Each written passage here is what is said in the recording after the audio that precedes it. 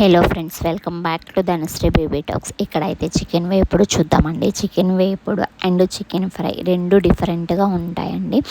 So chicken fry అనేది ఒక 1 week నుంచి 10 డేస్ అయినా కానీ నిల్వ ఉంటుంది అనమాట. చికెన్ వేపుడు అయితే ఒక 3 to 4 డేస్ కూడా నిల్వ ఉంటుంది అనమాట. సో ఇదైతే చికెన్ వేపుడు బిర్యానీ అని అంటారు కదా. సో టేస్ట్ మాత్రం చాలా బాగుంటుందండి. రోటీస్లో కానీ అండ్ పులావ్లో కానీ చాలా బాగుంటుంది. ఏం లేదండి, సింపుల్గా మనం ఆయిల్ వేసేసుకొని మంచిగా కడుక్కున్న చికెన్ అయితే ఆయిల్లో అయితే ఉడికించేసేసుకోండి. అది ఎలా అంటే చికెన్లో ఊరిన వాటర్ అంతా వినికిపోయి ఆయిల్ బయటికి రావాలి. సో ఇంకేం వేసుకోమండి, ఉప్పు పసుపు అలాంటివి ఏం వేసుకోకుండా మామూలుగా చికెన్ ముక్కలు అయితే ఉడికించేసుకొని చికెన్ ముక్కలకి సైడ్కి అనుకోగానే ఆయిల్ వస్తుంది కండి. ఆయిల్లో ఈ మసాలాలు అయితే ఫ్రై చేసేసేయండి. ఇలా ఫ్రై చేసిన తర్వాత ఈ మసాలాలు అనేది బాగా ఫ్రై అవ్వాలండి. లేకపోతే ముక్కలకి పట్టించినప్పుడు పచ్చి పచ్చిగా ఉంటుంది అనమాట. కొంచెం మసాలా అనేది ముక్కలకి పట్టిన తర్వాత ఉప్పు పసుపు కారం అనేది వేసేసుకోండి. నాన్ వెజ్లోకి కొంచెం కారం ఉంటేనే చాలా చాలా బాగుంటుంది ఫ్రెండ్స్.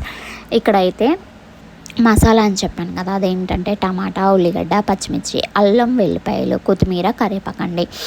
సో ఒక 1 kg ఆఫ్ చికెన్ కర్రీకి అయితే 100 grams ఆఫ్ అల్లం వెల్లుల్లి పేస్టు, ఒక ఉల్లిగడ్డ, పచ్చిమిర్చి, టమాటా ఇవి మొత్తం ఒక 100 grams అయితే సరిపోతాయండి.